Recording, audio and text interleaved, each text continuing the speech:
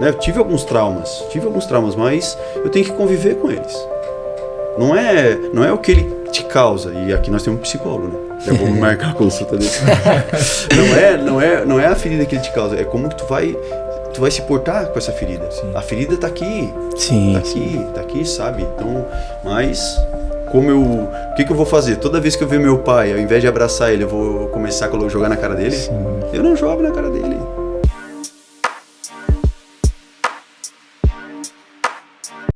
Seja bem-vindo a mais um seu podcast, uma mesa que o nosso intuito aqui é trazer edificação para muitas casas, né? A gente sempre fala que o propósito desse podcast é justamente extrair o CEO, vamos dizer assim, né? De grandes homens que temos aí na região. E às vezes você não conhece muitas histórias, muitas superações que essa pessoa que está do outro lado aqui, vamos apresentar já, venceu em sua trajetória, em sua vida, tá bom? Vou apresentar ele aqui rapidinho então.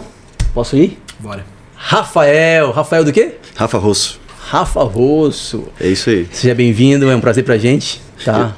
Eu agradeço pelo convite, né? Vamos diminuir um pouco o grande homem. Que é para não chegar aí, né? Exatamente, cria uma expectativa muito grande. Daqui a pouco eu penso, eita, nós, cadê o grande homem? Mas eu fico feliz em poder falar um pouco da minha vida. Legal, de um contexto mais pessoal, né? Porque a gente não fala muito, mas eu creio que vai ser um tempo para edificar nossas vidas aqui. E já obrigado, né? Obrigado por aceitar esse convite. É sempre bom a gente dar valor para aqueles que se interessam pelo começo das coisas, dos projetos, né? Até é muito fácil, de repente, daqui a pouquinho o seu podcast com um ano tá repercutindo legal, se for da vontade de Deus, né? E as pessoas, eu quero participar. Então a gente tem feito convites justamente bem intencionais, né, Juliano? E vocês têm aceitado. Isso só mostra que de fato são homens, né? São pessoas com aquela visão de estar querendo compartilhar e contribuir aí com... Até quando veio o convite eu falei assim, vou orar e vou conversar com a minha esposa. Legal. Porque a gente combinou lá em casa que se a gente não tiver paz pro convite, né, é um sinal de Deus pra gente não ir, né? E eu me senti totalmente à vontade de aceitar o convite e agradeço. Que legal. Show de bola. Vamos começar então. Ó, aqui tem às vezes polêmica, às vezes não tem. Brincadeira. Vai lá, Juliana, contigo então. Então, obrigado, né, por ter aceito aí o nosso convite. Queria fazer aí pra gente poder dar um pontapé. Conta um pouquinho da tua história, da tua infância, né? Nasceu aonde, formação de família. Fala um pouquinho pra gente poder conhecer um pouco do Rafael. Eu sou o Rafael Rosso Figueira, filho do senhor José Figueira, da dona Jucenir. Ela casou aos 14 anos, ela teve 5 filhos e 4 mulheres, e eu sou o do meio. Eu até brinco que eu sou o the best of filho, né? Sei que as minhas irmãs vão ficar bravas, elas podem até não curtir esse podcast, né? Mas a gente veio de uma família muito, muito humilde, uma família que sempre passou dificuldade, né? Meu pai era um cara que ele não valorizava tanto o ambiente familiar, ele estava mais no bar, mais tendo essa relação mais externa, assim, né? Então eu tive bastante brigas e discussões, assim, uma relação bem complicada com meu pai durante a minha infância, né? Mas mesmo assim eu sempre entendi que tinha uma pessoa que precisava de mim ali, que era minha mãe. Então eu sempre procurei ajudar ela no máximo, assim, né? Em casa, nas coisas. Sempre entendi que o estudo era a minha fuga daquela situação que eu estava, daquela situação que eu passava, né? A mãe diz que por alguns momentos a gente já passou até fome, eu não lembro disso, né? Mas eu creio que ela passou, nós não. E foi uma vida, e hoje a gente está aqui e está tudo bem, a gente passou por tudo isso, né? Durante a infância eu sempre trabalhei, nos meus 12 anos eu vendia picolé, todo o dinheiro que eu recebia do picolé eu dava para minha mãe, para ela comprar alguma coisa para casa. E passei por muitas dificuldades, difícil, a gente morava num rincão, difícil o verão eu aproveitava para veranear, acabava a aula, já perguntava se tinha passado de ano, passou? Não passou? Passando ou não passando já tinha trabalho já, empacotador, ajudante de pedreiro, servente. Aproveitava a alta temporada ali. Cortar grama, onde tinha oportunidade eu ia trabalhar, né? Eu comecei a entender que a caneta era mais leve que a pá. Aí foi onde eu comecei a focar, assim, eu sempre fui muito falante, muito conversador, assim, o pessoal fala, né, fácil comunicação, né, e a minha vida mudou durante um dia, eu estava passando uma estrada e vi umas crianças cantando, assim, montando uma banda de lata, eu pedi para entrar nessa banda, e foi ali que a música entrou na minha vida. Faz quase 30 anos que a música está na minha vida. Tá adolescente, daquele momento ali, 14 anos, daquele momento até hoje, a música ela vem entrando de forma de mudança, de contexto, de transformação na minha vida. Que legal.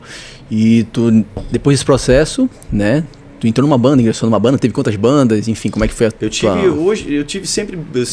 gostei muito do reggae, porque eu lembro muito do radinho da minha mãe tocando Bob Marley, que era Thriller da Birds, eu lembro da música até hoje, né? Então eu lembro muito da época, a mãe era uma pessoa que a gente tinha televisão, mas ela gostava muito de rádio, tava fazendo serviço da casa, tava fazendo rádio, e criança, quando não tem um turno de aula, ela fica ouvindo, e eu tava sempre ouvindo assim. Tanto é que a minha mãe, quando ela ia tomar o cafezinho dela, eu ia com ela lá na parede de casa, eu lembro disso até hoje, onde o sol batia assim pra gente, ela ficava tomando café, ela fumava, né? Então ela fumava o cigarrinho dela e ficava do lado dela tomando café. E eu lembro disso, e sempre ouvindo música, assim, minha família sempre foi musical. Churrasco de domingo sempre tinha violão, né? E eu comecei a gostar desse mundo, assim, mas eu não escolhi isso, né? Eu cheguei, via amigos, que eu me sentia só, não tinha muitos amigos na época, crianças ali tocando ali, um pouco menores que eu, né, dentro de uma área, de uma casa, de um veranista que não estava ali. Cheguei lá, vi eles tocando, tipo, deixa eu entrar pra banda de vocês. A gente entrou, só que naquele tempo a gente tocava Mamonas Assassinas, tocava Asas de Águia, nem sabe o que é Asas de Águia de novo, né? Então, Asas de Águia? Asas de Águia. Sei, pô. Nossa, lá do Pará, lá, não era que axé, assim, né? É, sim. Tocava Legião Urbana, tocava todo esse tipo de música. Chiclete com banana. Os nossos instrumentos a gente não tinha dinheiro, né? Porque quem começa na música hoje tem toda a informação, tem toda a infraestrutura que a gente nunca teve. Então era um cabo de vassoura, era uma guitarra, o violão a gente cortava o cabo de vassoura, o microfone cortava o cabo de vassoura, pegava um pedaço de cano, e a bateria era de lata. A gente fazia show no verão pro pessoal que era ali, então a gente tocava, a gente tinha o instrumento daquele jeito ali. Uma vez a gente quase tocou fogo porque a gente criou umas luzes e fomos criar fumaça. Eu tenho uma estopa dentro da lata de tinta assim. Foi uma loucura. O legal da questão da música, né? Tipo, até a gente tava conversando antes de começar aqui nos bastidores sobre a questão de filhos e tal, e aí comentei contigo da minha filha, né, ter uma condição especial, só que como a música ela tem uma influência poderosa, né, tipo, a Cecília, assim, ó, não sei ainda qual é o entendimento dela, mas a música, a gente falou, Tony, vamos ligar uma música, porque às vezes tá chorando, tá ali com uma dor e tal, liga uma música, ela na hora para, né, seja uma música ali de criança, ou até uma música, tipo, uma adoração e tal, e ela já levanta a mão, né, já canta, tipo assim, como uma música, isso é, na verdade, a gente percebe, né, na infância, a influência da música, né, palminha, ritmo e tal, e como isso tem se perdido às vezes, né, a gente fala muito a questão de relacionamento com pai e filho e tal, mas a questão da música em si. Quantas crianças hoje perderam o prazer de escutar uma música, né? Antigamente tinha ali a experiência, né? Tu pegar o CD, o toca-fita, enfim. Ou até o disco ali de vinil, colocar... Lembro que a minha avó tinha, colocava ali, ficava ali, né? Arranhava, voltava, tava meio que pulando. Sim. Hoje não, né? Hoje parece que... Ouvia de trás pra frente. Isso aí a gente fazia muito. Pegava a canetinha, jogiava assim, né? E eu sou velho, cara. Eita, é o cabelo que tá me deixando mais novo, viu? Valeu a pena. Valeu. Já tá virando bullying, né? Virando bullying. Então, assim, tu sente isso hoje, né, nessa questão, como tem essa visibilidade, experiência com a música, né? E hoje é pai também. Como é que é a tua experiência hoje com teu filho, enfim, teus filhos, né? Isso. Até se quiser contar um pouquinho pra gente. A música, tu consegue tentar fazer com que ela se relacione na tua paternidade, no teu relacionamento com os teus filhos, como é que... Então, durante 20 anos eu tive uma banda de reggae e que praticamente ela foi um deus na minha vida. Entendi. O que acontecia? Se tivesse o casamento da Letícia e eu tivesse um show da minha sobrinha, né? Eu ia no show. Podia ter 2 pessoas no show. Se tivesse o aniversário da minha mãe, eu tivesse um show, era show. Essa era a prioridade da minha vida. Então, se tu botasse numa balança, Deus perdia constantemente. Sim. Sabe? E quando eu e a minha esposa, a gente começou lá na pandemia, né? E com o nascimento do meu filho, isso mudou muito a nossa casa, mudou muito a minha vida. Isso eu fui confrontado demais. Deus começou a me colocar na parede de uma forma que eu... Então, até a pandemia tu tinha banda? Até a pandemia eu tinha banda. Ah, tá. Né? E nasceu meu filho. Certo. E com o nascimento do Francisco, o que aconteceu? Aquele negócio, né? Agora tem que ter o dinheiro, tem que ter isso, tem que ter aquilo. E muitas vezes não é Deus que quer isso pra ti, né? Ele coloca, às vezes, algo externo vem colocando essa necessidade que tu vai precisar, e às vezes nem precisa. Sim. Né? Então eu comecei a tocar de quinta a domingo. Então eu saía de quarta a domingo. Eu saía de casa às 7 da manhã e chegava às 4 horas da manhã. 2 semanas direto saindo com meu filho dormindo, chegando com meu filho dormindo. Minha esposa dormindo e meu filho dormindo. Nossa. Cara, aquilo ali começou a me maltratar assim. Eu assim, gente, não tá valendo a pena. Não tá valendo a pena isso. E o dinheiro que eu recebia não somava.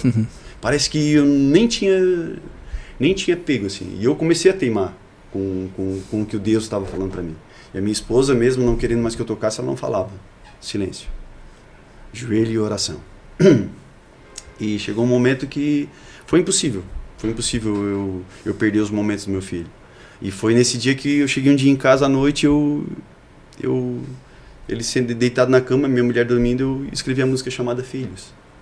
Foi uma música que está no Spotify, ela foi muito divulgada, assim, sabe? Ela foi bem para frente. Legal. E ela me oportunizou conversar com pais sobre paternidade. Nossa. Sabe? Aquela paternidade aquele pai carinhoso que eu não tive lá atrás, eu tinha que falar para as pessoas que eles tinham que ser. Sabe? Então muitas coisas foram mudando assim, e eu tinha conceitos do meu pai que eu não entendia. Por exemplo, meu pai era agressivo, meu pai era um cara que não ligava muito para a família, mas era um cara que tem um coração maravilhoso. Mesmo tu não conhecendo ele, tu chega lá, ele é capaz de dar o carro dele, dar tudo. O pai era assim para os outros, dentro de casa, não. Sim. Aí eu fui entender como meu pai era, e eu entendi que ele foi um pai melhor para mim até certo ponto, quando eu conversei com a minha avó, e a minha avó me explicou como meu avô tratava ele. Então eu sempre falo com os pais, né, que tem um degrau de escada. Então meu pai subiu um degrau em relação ao tratamento que meu avô deu para ele. E agora eu tenho que subir esse degrau com o tratamento que eu vou ter que dar para o Francisco e para a Alice. Sim. E eu vou falar, e esse degrau tá alto para eles. Porque eu faço questão de estar sempre com eles, de participar de tudo. Sabe? Então tudo que eu vivo com eles acabou virando música. Legal. Então, a primeira vez que ele andou de bicicleta, tem. O primeiro passo, tem. Sabe? Tem essa música de quando eu cheguei de madrugada, é praticamente uma oração. Sabe? Cheguei ali dormindo, mas o pai chega cansado, mas vai lá e te abençoa. Todas as noites. Daí eu comecei a perceber que não vale a pena. Só que nesse momento que eu disse não, foi que começaram a aparecer todas as melhores propostas que eu já tive na música em 20 anos. Nossa. Coisas que, assim, achei que é inacreditável. Eu disse, não, eu não cobro isso, por que tu quer me pagar isso? Sabe? Oportunidades que... Só que a gente foi... Aí que a gente entende o propósito de Deus quando tu permanece na obediência. A gente foi obediente, então a gente segurou. O Senhor queria que eu ficasse quieto.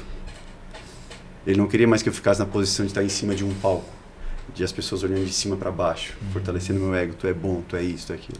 Então o Senhor me tirou, me jogou lá na igreja, lá dentro, lá no setor dos atalaias. Vai estacionar carro, quietinho, quietinho.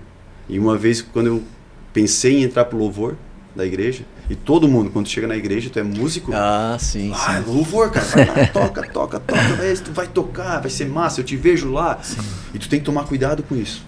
Porque é uma semente que pode entrar no teu coração que não é Deus que está mandando. Só transfere Não que as pessoas estão sendo más, não é isso, mas é que às vezes tu absorve isso pra ti. Sim. E eu, em certo ponto, eu absorvi e coloquei meu nome lá para fazer a audição. Aí, um culto antes da audição, foi um pastor, Paulo César Prates. Eu cheguei antes do culto, ele estava ensaiando com o pessoal e o pessoal começou a errar. E o pessoal começou a ficar preocupado. E ele falou assim, enquanto vocês olharem onde a gente está como palco, não é lugar de vocês. Nossa. E até então eu chamava o altar de palco. Aquilo foi pra mim, cara. Aquilo foi pra mim. Eu saí de lá entendendo que não era o momento ainda. Aí eu fui para outros ministérios, servi e fiquei quietinho até o senhor falar pra mim que era a hora de eu mudar de estação. Sim. Sabe? Mas foi uma luta. Convites direto. Há lugares que tu queria tocar, sabe? Sempre tem um lugar, um músico que tem uma banda, ele quer tocar. Tem aquele lugar que ele quer tocar, sabe? E quando eu disse não, começou a aparecer. E para dizer não. Tu olhar, às vezes a tua conta lá tá quase zerada. Aí tem o leite especial do filho, que na época o Francisco tomava leite especial. E, cara, se eu tocar aqui, dá. E a última vez eu lembro que eu desobedeci a Deus. Eu fui tocar depois da pandemia num lugar que meu amigo estava quebrado e eu fui ajudar. Olha só com uma intenção boa, tá? Fui lá ajudar ele e a gente tocou durante 3 horas. De graça. Eu saí dali, na entrada de Uruçanga, onde nunca tem capivara, eu atropelei uma capivara. Prejuizão. Aí ali não, tá bom. Hoje fui na capivara. Vamos ficar na capivara, né? Eu creio muito nisso. Sim. Eu creio muito nisso. Porque às vezes a gente meio que cria na nossa imaginação que o Senhor fala com a gente de forma assim, vai abrir o céu, uma voz, vai... Audível, né? Não faz isso, não é assim. Né? Quando tu começa a perceber da forma como o Senhor fala, a voz dele vai ficando mais clara para ti. Sim. As intenções dele contigo. E para mim foi assim. Só que a minha infância, meu irmão, foi trabalhado. Eu vendia picolé, chegava, deixava o carrinho do picolé parado para almoçar, minhas irmãs chupavam os picolé tudo. Minhas contas não fechavam, eu trabalhava o dia inteiro para pagar picolé para elas. Era uma loucura.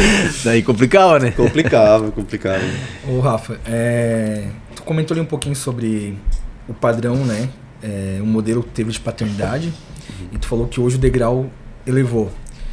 Da onde que tu conseguiu tirar algo que tu não recebeu? Da onde que tu buscou esse recurso? Quem são as tuas referências para que hoje tu possa estar dando, né, esse suporte para os teus filhos? Assim, ó, tudo que eu falo aqui é que eu quero dizer que eu amo meu pai, perdoei ele, eu convivo com ele hoje. Sim. Sabe, tanto é que eu fui ouvir que ele me ama depois que ele se separou da minha mãe, depois de 30 anos de casado. Aí ele falou que amava os filhos, sabe? Sim. Mas antes a gente nunca ouviu isso. Sim. Então era palavrão pra cima. Palavrão lá em casa era bom dia pra ele. O que eu entendi, cara? Começou a vir no meu coração, e eu creio que foi Deus, que eu sempre falava pra ele que eu ia ser um pai diferente. Então assim, ó, eu não fiquei me vitimizando. Ai, meu pai não fez isso, porque meu pai... Eu não quero botar a culpa nele. Sim. Não quero, e ele não tem o entendimento que a gente tem hoje. Então, cara, eu só quero que Deus alcance ele. Amém. Sabe, só quero isso. Mas ele me ensinou a como ser um pai melhor. Ele me ensinou a como ser um pai melhor. Ele me mostrou exatamente como não deveria ser. Gente, tem muita coisa boa que eu vivi com ele. Sim. Mas assim, eu não lembro de jogar futebol com ele. Eu não lembro de um abraço. Eu não lembro de ele numa reunião da escola. Eu não lembro de ele numa apresentação da escola. Eu não lembro. Mas nunca faltou nada lá em casa. Né? É essa a relação. E paralelo a isso, a tua mãe, como que era assim a... Minha mãe, ela casou com 14 anos e logo assim já teve 5 filhos, praticamente um atrás do outro. Então 21, acho que se eu não me engano, 21 anos, ela já tinha 5 filhos. Então a minha mãe tinha dor de parto, meu pai não estava em casa, ela pegava o ônibus e vinha para Criciúma. Sabe, meu pai ia aparecer 3, 4 dias depois. E a minha mãe sempre foi uma guerreira. Então, tudo que ela demonstrou talvez tenha vindo daí, sabe, essa força, essa vontade, né? Porque a minha mãe mostrou uma entrega tão grande, um amor tão grande que eu nunca vi em pessoa nenhuma, sabe? Eu vi ela tirar coisas de dentro da nossa casa, sabe, coisas que ela podia pegar pra ela, pra fazer o bem pra ela, pra entregar pra gente. Por exemplo, eu estudava na SATIC e eu não tinha condições de pagar a SATIC. Passei na prova da SATIC, meu pai falou, não, vai, e o meu pai tinha condição, vai que eu te pago lá. Aí tu vai lá e tu vai estudar que eu te pago. Ele pagou a matrícula e falou, agora, te vira. Como que eu vou me virar? Pagar na época era R$95. Na época, isso há 2002. R$95 era bastante dinheiro. Eu lembro que eu fui na sala do falecido Iraíde Piovesan, secretário lá, que era diretor da SATIC. Falei, eu quero estudar e não tenho condições de pagar. Ele me conseguiu uma bolsa. 50%, assim, ainda falta 45 que eu não... ainda falta 47,50 que eu não tenho condições. Aí eu conversei com o chefe do meu pai, sem ele saber, para ele conseguir um estágio na empresa que o pai trabalhava. Aí eu trabalhava meio período e estudava outro período. Só que só para pagar. E eu via a mãe tirando dinheiro das compras do mês para pagar o salgado, para poder comer uma apostila. Sim. Sabe, às vezes eu via ela, não almoçava. Hoje eu entendo isso, sabe? Na época meu pai recebia o vale-refeição, ele dava o vale-refeição para mim e falava, te vira, isso aqui é o que tem que comprar comida para todo mundo, sabe? E ela se virava, ela fazia acontecer. A administração, a dona Ni lá, Me matou a pau. E isso é interessante, né? Porque são gestos pequenos que a gente recebeu na infância que hoje repercute, né? Quando tu aprende a conviver com pouco, tu se alegra com pouco. Sim. Sabe? Eu hoje, tudo que a gente conquistou, eu falo pra minha esposa, às vezes eu olho assim, a gente olha quando o Francisco nasceu, a gente morava dentro do quarto da casa do pai dela. Dentro da casa do pai dela, no quarto. Eu não podia ter autoridade sobre a minha família. Eu tinha que respeitar uma autoridade que eu não concordava. Mas o que aconteceu? Em 2 anos a nossa vida mudou de uma forma assim. A gente construiu a nossa casa, a gente tá bem, tá dando certo. Tá entendendo? Em 2 anos, só pra gente querer mudar. Pra gente se contentar, não se contentar com tão pouco, mas procurar sempre crescer. Sim. Sabe? Porque é mais fácil. O que era mais fácil eu fazer? Era mais fácil eu estar lá na casa do meu sogro até agora, botando a culpa no meu pai. Botando a culpa em todo mundo que passou, me machucou. Né? Eu tive alguns traumas, mas eu tenho que conviver com eles. Não é o que ele te causa. E aqui nós temos um psicólogo, né? Já vou marcar a consulta dele. Não é a ferida que ele te causa, é como que tu vai se portar com essa ferida. Sim. A ferida tá aqui. Sim. Tá aqui, sabe? Então, mas o que eu vou fazer? Toda vez que eu ver meu pai, ao invés de abraçar ele, eu vou começar a jogar na cara dele? Sim. Eu não jogo na cara dele. Tá aí, mas tá cicatrizado, vamos dizer assim, né? Exatamente. Ele passou um tempo no hospital, eu fui lá dormir com ele. Até hoje ele fala que pagou minha faculdade, pagou a SATIC. Tu acha que eu fico discutindo com ele? Obrigado, pai. Obrigado, pai. Isso mesmo. Paguei até teu doutorado. Eu não tenho doutorado. Tá entendendo? Mas o que a gente faz? O que a gente faz em amor? A gente... Obrigado, pai. Só tem que agradecer. A gente tem que entender isso. Ele tem quantos anos já? Ele tem 78. 78. É. Show de bola. E como foi? Eu acho que é 78. Tu comentou, né, que de 2 anos a vida de vocês mudou, né? Quais foram os passos assim, que tu percebe que foi necessário, né, o Rafael dar para hoje estar estabelecendo e vivendo o que está vivendo hoje? Na verdade, assim, o resultado do que eu sou hoje, ele tem muito a ver com a busca que a minha esposa fez. Certo. Sabe, Legal. a minha esposa, ela na pandemia, ela sempre foi uma pessoa muito religiosa, assim. Era católica, ela ia na igreja, rezava, estava sempre assim. Aí ela começou a ter acesso, porque na pandemia parou tudo, né? Sim. Parou tudo. Empresa de comunicação que eu tinha, a primeira coisa que o cara faz é cortar a comunicação. É custo, né? O empresário vê isso, né? Ele vai cortar custo para manter o operacional. E foi assim que aconteceu com a gente. O que eu faço agora? 2 semanas em casa. E a minha esposa, em silêncio, começou a assistir ministrações evangélicas no YouTube. E ali ela começou a se espiritualizar, começou a procurar o Senhor de outra forma, com mais intensidade. Não ficar no que as pessoas falavam, mas procurar ouvir o que Deus falava. E aquilo ali foi o ponto de mudança da nossa vida, foi start. Nossa. Foi start. Muitas pessoas tentaram me evangelizar. Minha irmã tentou me evangelizar, levar para a igreja. Na época foi na Senge, eu tive uma experiência, mas eu não é assim, isso não é para mim ainda. E saí chorando de lá, a minha esposa estava comigo, mas a minha esposa já estava com o coração rendido assim. E também foi essa mudança de ponto de vista, né, de que para onde que a gente está correndo, o que a gente quer, que tipo de cidadão a gente quer deixar aqui, sabe? O que a gente não teve, que a gente pode ofertar para o Francisco e para a Alice, sabe? Que é complicado. Porque quando o Francisco e a Alice nasceram, o Francisco mesmo passava no mercado, era Hot Wheels, cara. Ali, não, compra mais, não aguenta mais, não. Eu não tive. Sim. Eu não tenho. E eu sempre com essa cabeça assim. Mas oferecer o que a gente não teve condições de ter, cara, pra mim foi muito massa. Sim. Foi uma quebra assim. Mas a espiritualidade da minha esposa, a procura por Jesus e a conversão dela primeiro, foi o que transformou a nossa casa. Legal. Transformar a nossa casa. Porque a gente tava com um armário, vamos botar se fosse um armário, né? O armário da vida, assim. Vamos organizar esse armário. Tava desorganizado. Empresa, os outros, família, carro, isso e nós. Sim. Aí quando o Senhor entra, ele derruba esse armário e ele começa a colocar, né? Então ele vai colocar ele. Primeiro a gente tem que procurar ele, depois eu e a minha esposa, depois o filho, porque muitas vezes a gente dá até atenção demais para os filhos e esquece da esposa. Sim, é isso mesmo, é excesso, né? E se a gente der atenção mais para o filho e se separar e perder um casamento? Então, O básico é o casal que tem que estar junto, né? Sim. E essa mudança de paradigma, assim, essa virada de chave, transformou a nossa casa. Legal. Transformou a nossa casa. Vocês são há pouco tempo, então, evangélicos, vamos dizer assim, cristãos evangélicos? 5 anos. 5 anos. 5 anos. Pandemia ali pra cá, no caso. Pandemia, é. Ô, Rafa, então vamos voltar aí pra música.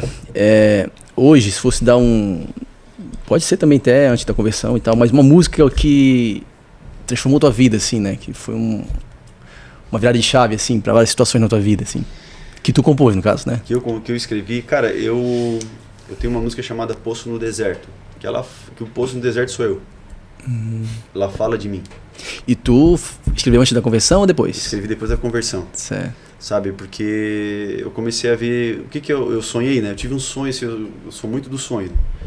Eu sonhei com um poço no deserto. Se tu for lá no Spotify, lá nas redes, vai ver foi aquela imagem que eu sonhei, aquela cor. Eu trabalho com arte, então eu fui lá e criei. Não tinha nem inteligência artificial, né? Fui lá e criei a imagem que eu vi, eu criei. Que é um poço no deserto, com os vasos quebrados em volta, né? Só que assim, um poço no deserto, ele não serve pra nada se ele não tiver água. Sabe? Ele vai estar seco, vai estar sujo. Então é isso que eu falo, né? Que eu peço para Deus fazer algo em mim, né? Nesse poço que eu sou. Escuro, seco e sujo. Daí foi assim que ele me encontrou. Daí eu vou contando essa história, né? Legal. Mas quando a água da vida transborda, amigo... Então é isso que o Poço no Deserto fez para mim. Só que não era a época... Quando eu gravei essa música, não era a época ainda para eu gravar a música para ele. Todas as músicas que eu gravava para a família tinham um alcance absurdo.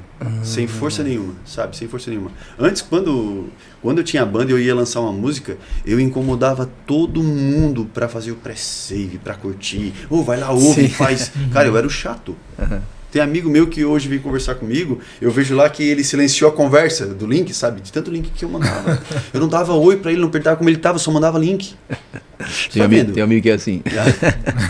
Não é o Juliano, não é o Juliano. Olhei pra ele, né? E quando eu lancei a música Filhos lá, eu coloquei no Spotify e saí, cara. Joguei a semente, fiz o que fala na palavra. Joga a semente e vai descansar, né? O agricultor ensina a gente. Quando eu vi, já tava com 200 players, 1000 players. Legal. Assim. Uma coisa assim que na banda eu não... Brigando, lutando, sendo chato com todo mundo, eu não conseguia. Que massa. Isso músicas pra família, no caso? Música pra família. Música pra família. Mas eu fiz uma avaliação de todas as músicas que eu escrevi pra banda, né? Foram 2 CDs, são quase 20 músicas. Nenhuma desagrada o Senhor. Interessante. Nenhuma desagrada o Senhor. Eu falo de amor, eu falo de Deus, falo de liberdade, de igualdade, sabe, coisas que eu senti. A gente tem uma música chamada Dias de Luta, que é uma música que fala... A gente saiu de um show, a menina veio falar pra esposa do nosso guitarrista assim, porque eles se vestem mal, eles se vestem muito bem pra ser uma banda de reggae. Tu não sabe de onde eu vim. Aí eu fiz uma música, você não sabe das batalhas que passei pra estar aqui, sabe? Quantos olhares me compararam igual o seu. Então é uma música que já tem uma questão bíblica intrínseca. Graça comum, né? Graça comum, sabe? Então assim, aí eu escrevi essa Poço no Deserto, coloquei, vai estourar. Baixa. Fui lá e gravei, teimoso, gravei Bom Pastor. Baixa. Quieto. Aí minha estação era cantar música pra família. Aí hoje que a minha estação mudou, comecei a compor reggae cristão. Legal. Aí veio mesmo na insistência. Eu não fui buscar, eu estava lendo na palavra e ver essa ideia, veio e para mim a música ela não vem metade, ela vem completa com melodia e tudo. Que legal. Então eu pego o violão, a melodia, vem inteira a música, não tem parte, tá entendendo? É que geralmente quem compõe... Eu não escrevo a letra e vou lá e que melodia vai ficar melhor aqui, não. Ela já vem inteira. Que massa. Sabe? Então ela começou a aparecer música assim. Então, para que tipo de pessoa eu vou falar? Talvez esse reggae ele vai conversar com aquelas pessoas que ouviram minha banda antes. Sim. Que iam no meu show antes. E que talvez não tenham oportunidade de ouvir falar de Jesus. E talvez essa música, através de um reggae, de um estilo que eles já conhecem, vai levar a palavra no coração. Eu lembro de um pastor que ele se converteu e ele era surfistão loucão. Eu vi um testemunho dele aqui em Criciúma. E ele falou que quando ele se converteu, a primeira coisa que ele fez, botou o ternão, foi pro sinal. E começou a pregar. E o Espírito Santo falou assim, eu te chamei para falar para maluco. Vai lá e bota a bermuda e vem pregar para eles. Foi assim que ele levou os caras da sinaleira, os caras do surf para dentro da igreja. Legal. Sabe, às vezes a gente quer mudar. A gente quer mudar a nossa essência e a nossa essência não precisa ser mudada. Ela só precisa ser ajustada àquilo que a palavra diz, né? Isso é legal porque se for olhar para a palavra em si, né? Tu vê ali, né? Por que Deus conduziu 4 evangelhos, vamos dizer assim, né? É porque o Espírito Santo não mudou em si a pessoa, né? A forma de falar e tal, a cultura, né? Mudou sim a conversão de caráter, né? Então é exatamente isso que tu falou. O Espírito Santo não vai te trazer uma... As pessoas acham isso, o cara vai lá agora, de repente se transformou. Não, ele vai usar a tua essência para alcançar um público ali. Uma palavra que tem aparecido muito para mim e para minha esposa ultimamente é em 1 Coríntios, quando Paulo fala que a gente tem que procurar algo em comum para alcançar as pessoas. Então, se eu estou falando com o gentil, eu me torno gentil para alcançar o termo e levar boas novas. Se eu estou conversando com o romano, eu me torno romano. Eu uso a minha parte romana para falar. Então, essa palavra tem aparecido assim, parece que onde a gente vai, alguém prega sobre isso, alguém fala sobre isso, a gente se olha assim, não, é isso. Tem alguma coisa nessa palavra pra gente que a gente não sabe. E a gente tem recebido muito confronto.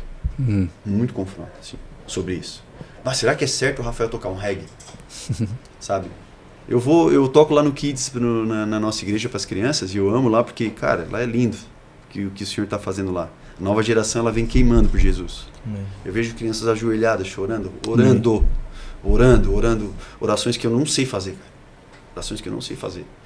Aí a gente tá lá tocando, se divertindo, cara, e é maravilhoso tu ver aquilo lá, sabe? E tu pega um celebrar e a Cristo, tu toca em reggae, as crianças cantam, tu toca uma música mais agitada, as crianças cantam, tu vai adorar as pessoas, as crianças adoram, sabe? E às vezes a gente cria rótulos e a gente dificulta onde o Senhor quer entrar. A gente quer dizer como que o Senhor tem que entrar no local, e a gente não tem que falar isso. É Ele que abre a porta, né, gente? Perfeito. Show de bola. Show de bola. Diga lá. Uma pergunta, Rafa, vou querer... tu falou ali referente à tua esposa, né? Conta um pouquinho como foi o início, assim, do relacionamento de vocês, como se portar agora como esposo, né? Como tu falou, morei um tempo na casa do meu sogro, depois foram para casa de vocês. Como foi essa adaptação? Como foi esse teu posicionamento agora sendo cabeça, né, do lar ali? Houve algum conflito ou tu conseguiu estabelecer um padrão legal assim dentro do relacionamento? Quando a gente foi o tempo que a gente ficou na casa do nosso sogro, assim, foi um tempo assim que o Senhor ele trabalhou mais em mim, eu creio, que na minha esposa. Porque a minha esposa ainda estava na casa dela, tudo bem, tudo certo. Mas ele trabalhou mais, porque eu sempre fui o cara que sempre quis falar. Sempre tem alguma coisa para falar, sempre tem que falar, sempre tem que questionar, justificar. E ficar 2 anos mais na minha, mais quieto, sabe? Às vezes ver meu sogro e minha sogra discutindo e querer dar opinião. Olha, e eu sou opinioso. E querer proteger alguma coisa, querer falar, sabe? Isso para mim foi um tempo de cura. Foi um tempo de cura. Quando a gente foi para nossa casa, a gente sabia que a gente não queria brigar, que a gente não queria discutir e que a gente não queria falar palavrão. Sim. Que tudo que machucava a gente não ia entrar na nossa casa. Eu brinco com os nossos amigos que o melhor é para dentro da nossa casa. Legal. Se tu for lá em casa, Juliano, eu vou fazer um churrasco para ti, eu vou fazer uma ponta de peito. Mas porque se eu tiver picanha e filé mignon, quem vai comer é a minha família. O churrasco que eu vou fazer vai ser para minha família. Top. O melhor é para minha família. A minha avó ela tinha uma cristaleira que ela guardava os cristais para um momento especial. Sim. Tá lá a cristaleira cheia de pó, e um momento especial nunca chegou. Tá entendendo? Então a gente fica aguardando o momento certo e a gente perde a oportunidade de usufruir com as pessoas que a gente ama. Então o que mudou muito foi isso. Primeiro eu saí do Rincão. Tu é natural de onde? Eu sou natural do Rincão. Eu saí do Rincão, vim pra Santana. Santana é um bairro que 8 horas da noite desarma o disjuntor, tá até o galo dormindo. Até os cachorros dormem. É onde isso, em Uruçanga? Uruçanga. Por quê, cara? Eu gostei tanto de lá. Eu jurava pra mim que eu nunca ia sair do Rincão. Mas lá o meu menino, ele tem a infância que eu tive há 40 anos atrás. Abre a porta, vai jogar bola. Sabe? A gente sabe com quem tá jogando, a gente sabe com quem tá conversando, a gente sabe tudo. Então tem uma segurança que em outros lugares não tem. Sim. Cidades aí, ou tu mora num apartamento que é mais seguro, ou tu não tem isso. Então assim, pela qualidade de vida a gente optou por lá.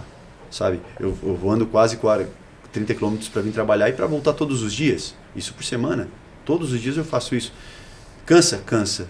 Mas quando eu chego em casa e o meu filho senta e começa a contar para mim do futebol, do gol que ele fez, porque o amigo tal fez isso, porque isso aqui, a bicicleta derrapou, isso aqui. Cara... Tem preço, né? Tem preço, tá entendendo? Então ele é mais offline que eu. Mais offline que eu. É o que falta hoje para muitas casas hoje, né? Essa parte de desligar ali. Eu vi uma ação de uma lan house. O que ele fez? Ele instalou vários videogames e é de graça. Só que o tempo que a criança chega lá tem uma biblioteca. A criança lê o livro. O tempo que ela lê o livro é o tempo que ela tem para jogar de graça. Interessante, né?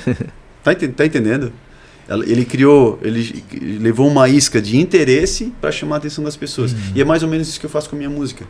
Quando eu falo, por exemplo, da música Filhos, ou para quando você sair, eu chamo a atenção dos pais para eles virem falar comigo, para eu falar alguma coisa, falar um pouco daquilo que a gente está vivendo, de Jesus, falar o quanto ele foi bom e quanto ele transforma a minha vida e a minha casa. Top. Sabe? Vamos dar uma palhinha nessa música então aí? Vamos? É agora, é ao vivo, hein? É ao vivo, né? Essa aqui é a Filhos, tá? Aí eu cheguei de madrugada, ele tava lá dormindo e eu cantei pra ele. Ainda pequenininho, ganha muito carinho e é rodeado de amor. Mamãe não sai do lado, papai fica babando e a vovó rindo da cara do vovô. Como pode ser? Não dá pra entender um ser pequeno trazer tanto amor. Não dá pra explicar, e como não amar se a gente sofre quando ele sente dor. Você já está dormindo e mamãe reza contigo, pede a Deus saúde e proteção. Papai tá no trabalho, chega muito cansado com a saudade apertando o coração. Mas mesmo assim ele vai passar aqui pra me ver e me abençoar. Pra ver se estou quentinho, me faz um carinho, me beija e começa a rezar. Rezar para tudo que você trouxe aqui quando chegou. Mudou as nossas vidas e a transformou, encheu a casa de carinho e de amor. Obrigado, bebê, você vai crescer e isso pode até te envergonhar. Mas é bom saber que sempre vai ter o pai e a mãe aqui pra te apoiar. Isso aí é música Filhos. Que show, hein? Escutei essa. Escutou essa? Aonde encontrar? Spotify? YouTube? Spotify, YouTube, tem tudo. Qual é o nome? Nome é Filhos? Rafa Rosso Filhos, isso. Show de bola. Sabe o que eu tava pensando aqui, Rafa? Em uma geração, né? Em um mundo, uma época que a gente está numa era artificial. Como que é pra ti, assim, ouvir canções, que a gente sabe que hoje a tecnologia pode ajudar, né? Mas também pode transformar uma coisa, uma essência dessa em algo muito artificial, né? Como é que é... O que tu avalia? Vamos partir a parte técnica. Como é que tu avalia as composições hoje em dia, assim? Tu acha que isso pode colaborar, prejudicar, né? Com uma música dessa, assim? O cara podia chegar e ver o filho... Quero fazer uma música com meu filho, né? Jogar no chat. Sim. No chat GPT. Tá entendendo? Sim. O chat ia te mostrar ali, cara, mas gostei, vou botar aqui agora, vou adaptar aqui, vou no garage band ali, né? Botar os instrumentos. Como é que tu avalia, assim? Mais colabora ou mais prejudica a questão da... Eu vejo assim, quando tu tira o sentimento de algo, ele não tem necessidade de existir, eu penso. Perde, né? Claro que a ferramenta ela vem para ajudar, para contribuir. Por exemplo, eu gravei a música agora, Graça de Graça, a gente pediu auxílio de produção da IA, mas é para questão de tempo de estudo, de estúdio. Então facilita a produção, facilita várias coisas. Mas não é essência, sim. Não é essência, a letra já tinha, a melodia já tinha. Então algumas coisas de ideia, de repente, pra gente pensar e colocar ali. Então tem isso. Eu acho que a ferramenta ela é feita para ajudar. Sim. Agora, quando tu torna isso automático, né? Sabe? Tu vai ficar o quê? Como que tu vai falar de um amor? Daquilo que tu não sente? Sim. Como que um cara que não é pai vai escrever sobre filho? Né? Como que um cara que não conhece a Jesus vai colocar ali, eu quero uma música cristã assim, assim, assim, e escreve?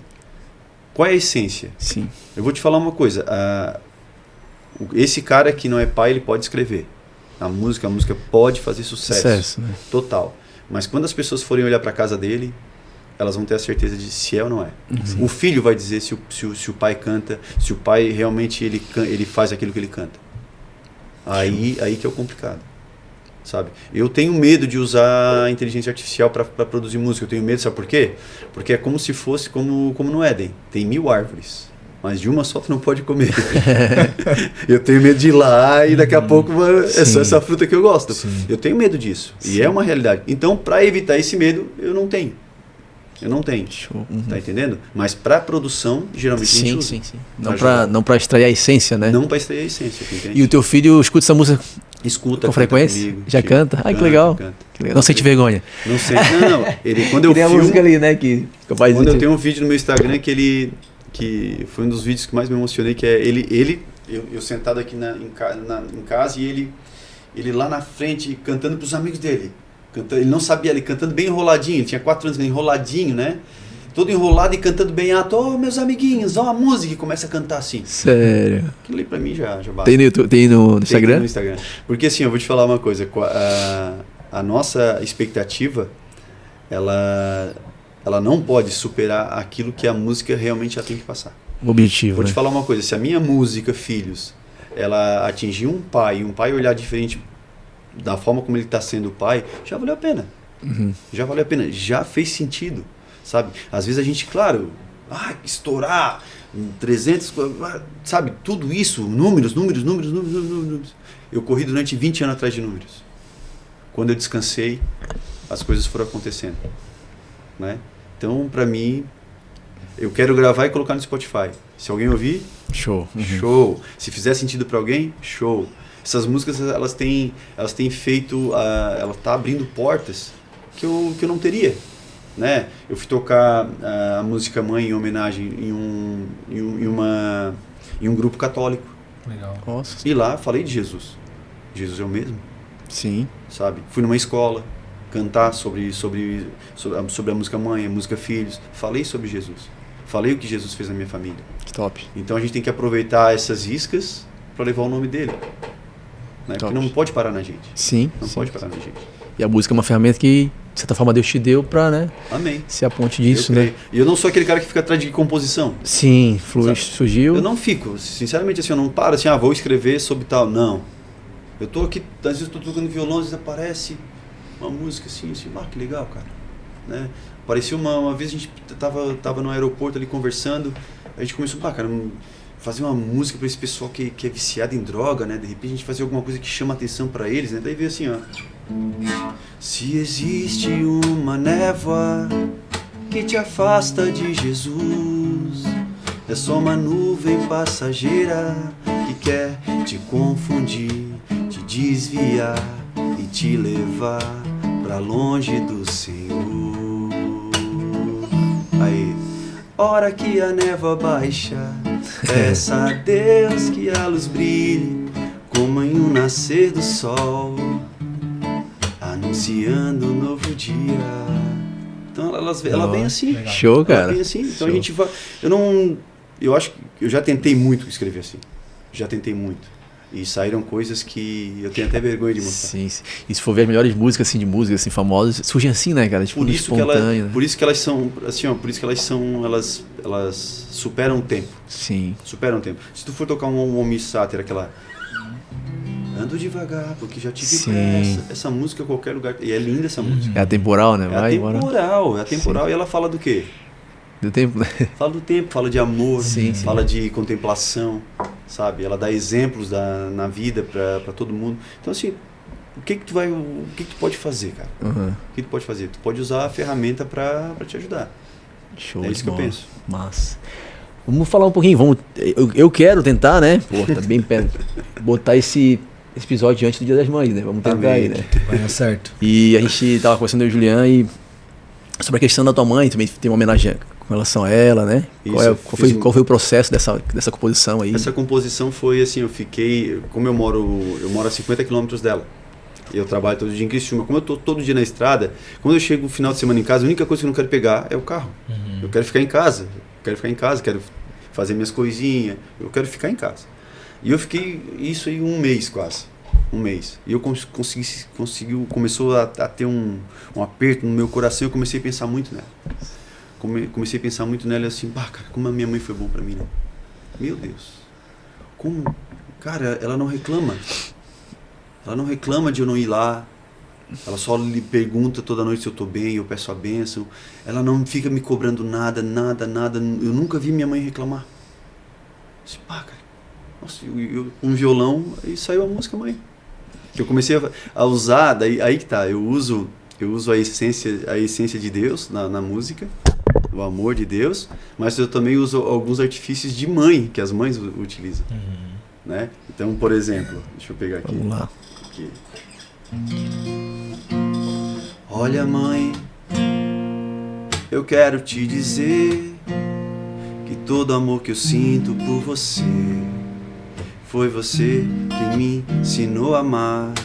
Vi no teu rosto preocupação, noites em claros e eu sem ter em vão os sonhos que você decidiu sonhar pra eu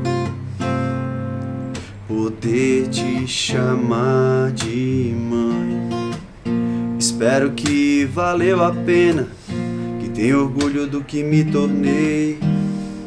Até nas vezes que eu não te escutei, mas você estava certa. Foi bom ouvir o seu, eu avisei.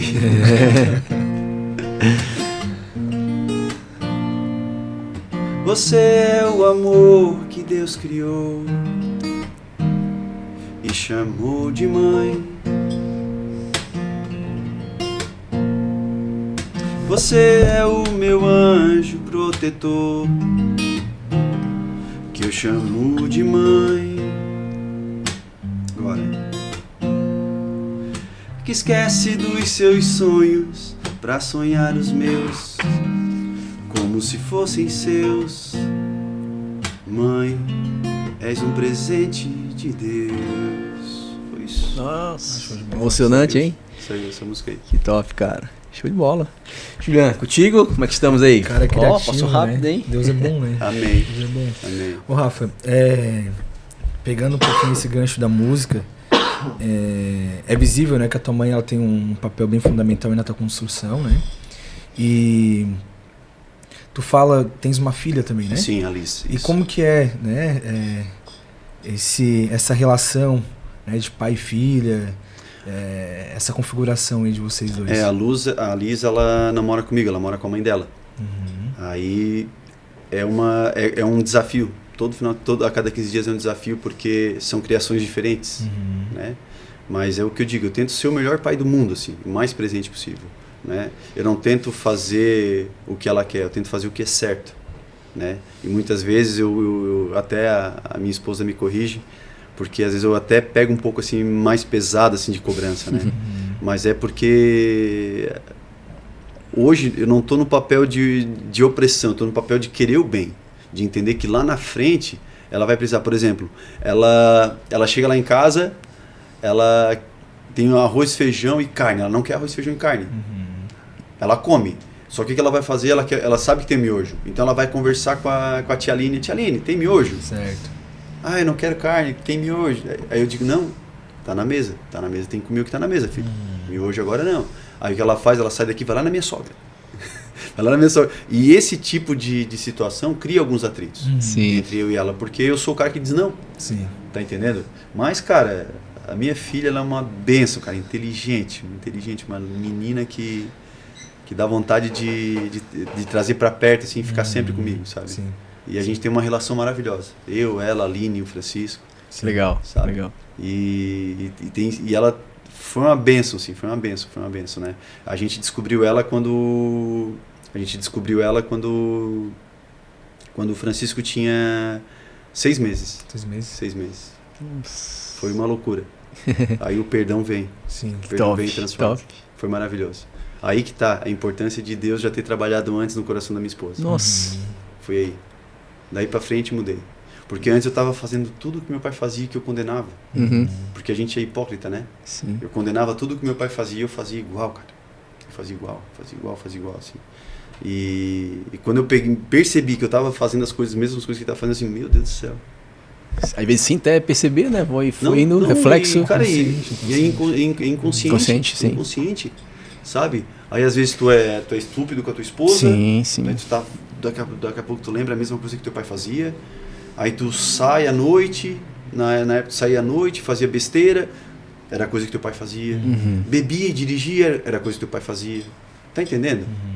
Aí tu começa a ter tu começa a fazer uma autoavaliação assim, meu Deus do céu. Eu falo, por que eu tanto julguei ele se eu tô fazendo a mesma coisa? Sim. Aí tu começa a perceber que se eu melhorei, se eu tive a chance de conhecer a Jesus e mudar o caráter, que foi onde que o Senhor trabalhou muito, foi na questão do meu caráter. Eu sempre fui um cara bom de coração, Sim. mas o caráter bem questionável, Sim. sabe? E não a relação dinheiro, conta, nada, mas a mulheres, assim, sabe? Sim. Sempre isso. E isso o Senhor me curou. Glória a Tem me Deus. curado. Mas foi complicado, assim. 7 anos eu ia buscar meu pai nos bailes, com a mãe. Então muita coisa vem disso, Sim. sabe? Não é culpa dele, né? Porque cada um escolhe, né? Sim. Mas quando eu dei conta que eu tinha que mudar isso, foi uma virada de chave. E foi com um susto. Eu estava a ponto de perder minha família. Aí vai fazer o quê? Não, beleza. Perder mais um filho sem pai. Né? E que bom que tem essa consciência e, de certa Legal. forma, é um pai presente, né? Sim. Show de bola. Mas olha, levantar a cabeça é difícil. Sim. É difícil. É difícil. É difícil porque todo mundo te olha, né? Todo mundo te olha. Eu lembro que hoje a minha esposa falou assim, ó, pra quem tu devia satisfação, Já foi. que é pra mim. Legal. Nossa, minha esposa, cara, eu acho que o Espírito Santo morou lá em casa um mês. Ele tirou férias do resto, vou ficar lá nessa casa. Porque ela não enxergou talvez a traição. Ela enxergou o que o diabo queria, que era o propósito de uma família que talvez pudesse estar hoje aqui falando de Deus, falando dele, e de quanto ele é transformador. Sim. Eu acho que foi isso, foi isso que ela enxergou lá. E toda vez que eu converso com pessoas que têm um problema parecido, eu falo, não é isso que ele quer de ti. Ele quer a tua família. Ele quer que teu filho não tenha um pai. Ele quer que a tua filha não tenha uma mãe. Ele não quer uma família estruturada. Sim. Né? E a gente tem sofrido muito ataque em vários casamentos. Casamento não é uma coisa que desagrada, Sim. né? E a gente tem que cuidar muito disso. E é muro baixo, toda vez botando um tijolinho para levantar. Toda vez, todo dia. Acordo, boto um tijolo. Acordo, boto tijolo. É isso aí. Também. Show de bola. Rafa, quase partindo pro final já aí, né? Praticamente. Passou rápido. A gente pede um objeto, não sei se é esse, mas um objeto que é muito importante pra tua vida, assim, né? Que tu dá valor e poder contar um pouquinho da história desse objeto. Não sei se mandou o bife pra ele, mandou ali. Pra deixar aqui ou não? Não. Não, pra deixar aqui? Não é pra deixar aqui, mas se quiser deixar. Deixa aqui? Tá. Não. Cara, pra mim, é a Bíblia. Show de Pra bola. mim é a Bíblia. Toda vez que eu tô fraco, que eu preciso, a palavra do Senhor tem falado comigo de uma forma que eu nunca imaginei na vida. Legal. Eu era acostumado a ouvir o que as pessoas falavam e seguir o que elas falavam, achar o que é certo. Mas quando eu vim pra cá, pra dentro, pro meu cantinho, meditar nela, fez toda a diferença, toda a mudança. Então, até antes de responder ou qualquer coisa, eu sempre dou uma meditada, uma conversada com o Senhor. Ela tem sido minha parceira há 5 anos e parece que toda vez que eu leio ela tá diferente. Ela tá diferente.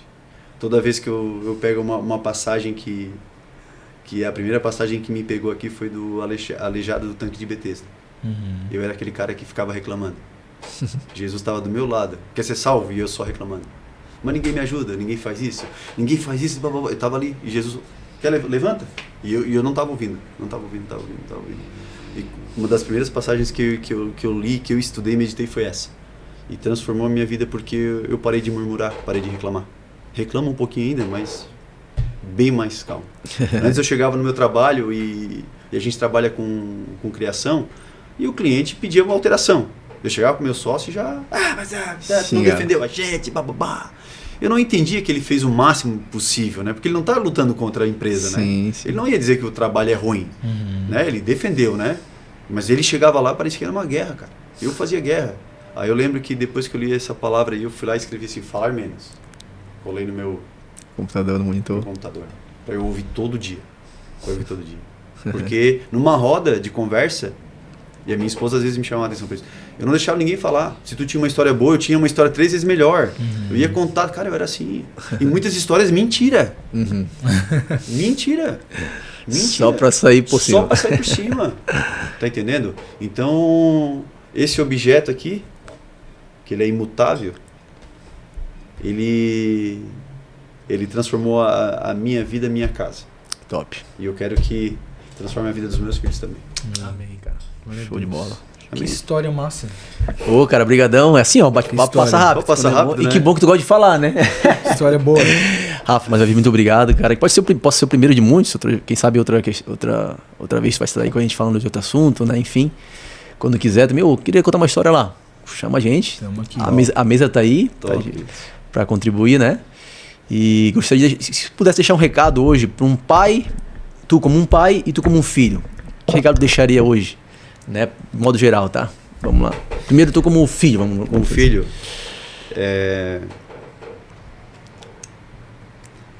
tem a humildade de, independente do que o pai de vocês fez para vocês, pedir perdão para ele.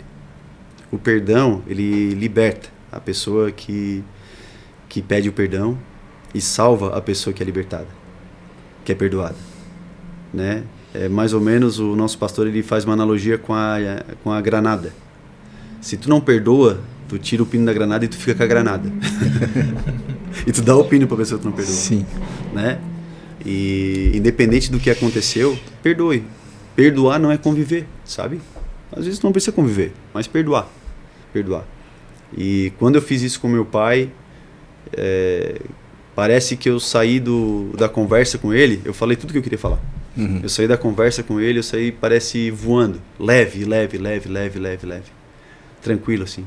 Foi maravilhoso. E pros filhos, se eu pudesse falar, respeitem seus pais. Amem o Deus que seus pais amam. Façam de tudo para permanecer em família. Orem pelos seus pais. Porque a luta é grande e a gente precisa de oração também. E a oração do filho fortalece a jornada do pai. E todo pai, por tudo que ele for falar para ti, tu tem que entender que ele já passou pela jornada que tu passou. Agora ele tá indo na frente para facilitar as coisas para ti. Então o não do pai é segurança também. É isso aí. Muito obrigado. Amém. Valeu, Rafa. Rafa. Isso aí. Antes de terminar aqui, agora a gente tem patrocinador. Aleluia. Cara, olha só. Temos aqui, ó. E aí, gostou do café? Cafezão top, hein? Bom, né? Ó, Olivier Café. Gostou do café? Muito bom. Muito bom o café. Show de bola. Fica a dica aqui, ó, cafés especiais. Eu não tomava café especial, mas a partir de hoje vou ter que gastar um dinheiro para comprar. A hora que eu cheguei aqui, tu falou assim, vou fazer um cafezinho, assim. Ah, ele vai pegar aquele, né? Aquela bem marca. Torrado, né? Aquela bem torrada, meu Deus do céu. A hora que ele tirou isso aqui, assim, diferenciado. Ih, rapaz, tá evoluindo o negócio, né? Coisa Então, linda. muito obrigado aí, ó, Coisa LP linda. Café, um dos nossos patrocinadores agora aí. Vai estar com a gente, na nossa mesa também, dando café para nossos convidados. Isso aí, coisa boa. E também temos aqui a nossa Grava Mais, é isso, né? Isso aí. Que inclusive, essa canequinha aí, como é que fala, esse copo, é um presente nosso pra ti, tá, Rafa? Massa, glória a Deus. Da Grava Mais aí, tá? Quem quiser, ó, presentes personalizados, bem top também. Tomou café aqui, show de bola, né? Preserva bem. Top. E é isso aí, você quer ser um patrocinador do seu podcast, fica a dica, né? Estamos aí buscando parceiros que nos apoiem nesse projeto. E como eu disse pro Rafa no início, né?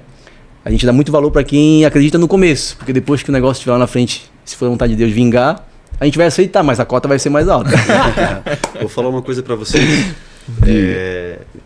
Não se preocupem com números. Olhem pros Amém. frutos. É isso aí. Amém? Amém. É Quando isso a gente aí. se preocupa com números, a gente cria uma ansiedade Exato. absurda, a gente não cresce. Exatamente. Não cresce, sabe? Exatamente. Então se preocupa com frutos. É isso aí. Se amém. vier alguém aqui dar glória a Deus ou agradecer por um episódio de vocês, cara, fortaleçam nisso. Show. E aí, Bom. isso testificar, porque como a gente falou, né? A gente também é feliz, porque, cara, a nossa intenção é bater um bate-papo, edificar a nossa vida também, né? Mas estamos recebendo aí depoimentos de pessoas sendo já transformadas por uma Amém. frase, um corte, né? Amém. Essa é a nossa intenção, né? Não é monetizar, não é nada disso. Claro que o patrocínio, ele, não é nem pra gente lucrar, mas é pra pagar o custo do podcast em si, né? E é isso aí. Obrigado mais uma vez. Curta, compartilhe, se inscreva no canal, tá bom? E até a próxima, então. Valeu! Falou!